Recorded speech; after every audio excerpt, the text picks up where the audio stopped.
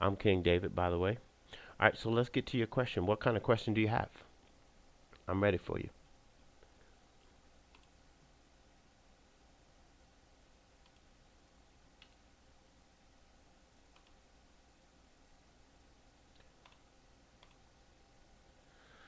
We're going to go to screen capture just in case there's anything I need to show you on screen, okay? So we're waiting for a question from Ustreamer 58430. And you know you can always open up an account at Ustream and have your name on it. It helps to have your name so I can call you by your name instead of by Ustreamer, unless you like that name. All right, so the question is, how loud should vocal be in a mix? Okay, well, that's a great question. It actually should be relative to the mix that you're creating. So it really depends on, is it a quiet passage? Is it a loud passage? Let's say you're recording rock and roll. Then the beautiful thing about FL Studio is you can do all genres of music. I've done classical, hip hop, R&B, rock, trance, techno, you name it. So it really depends on what style of music you're performing. Um, for instance, this is a demo here. This is in FL Studio. There's vocals on it. Let's listen to it real quick, all right? And I'm gonna go ahead and put it in your ear.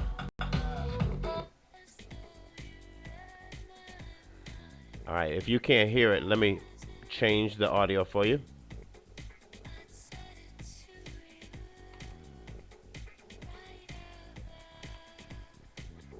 You should be able to hear it now. Dance with me.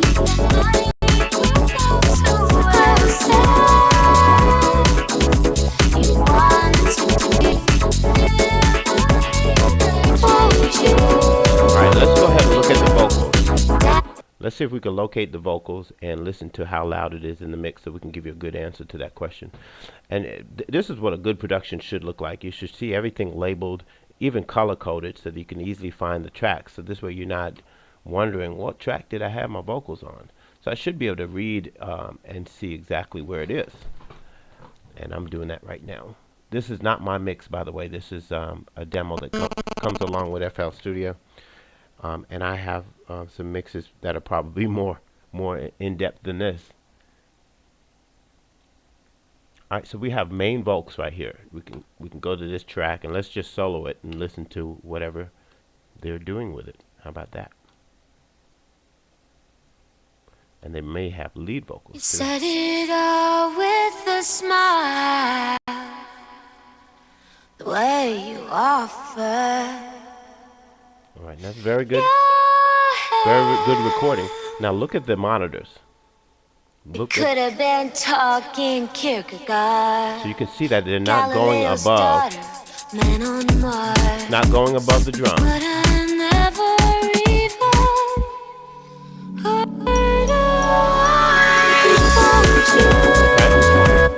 All right, so what I would get from this is that your vocals are going to be relative. Probably not going to be above your drums, depending on what type of music, and it's all relative. So if you're doing something that's really soft, you might want it to be above the music. If you're doing something that has, like a pumping sound, you might want it to sit right in the mix. So it's all relative. I would tell you, don't get comfortable with doing the same thing each time. Learn how to become an artist with your song creation. This way you don't create the same song over and over and over and over again. A lot of people do that.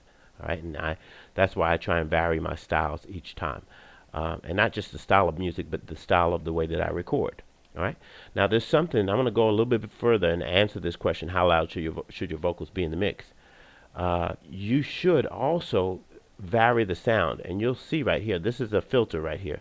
But you're also going to see in a lot of my mixes, and I bet you in this mix they have it too, you're going to see different things such as volume envelopes, right? So there are going to be times when you're singing or rapping or whatever it is that you do, and you're going to need to adjust the volume at different times. Maybe you're singing a note that's really loud, you want to bring it down, right? So then at that point, you would use a volume envelope to just bring down or up the volume of certain parts of the song. So that really, to answer your question, how loud should vocals be? They should be as loud as they need to be, depending on the genre of music. And they should go up and down.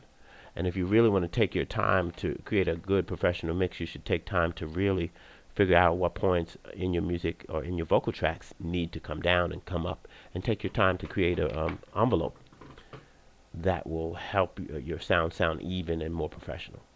And that is my answer to that question. This is the live FL Studio free advice room with FruityLoopsUniversity.com. And we're opening up today for anyone, anywhere who has a question about FL Studio.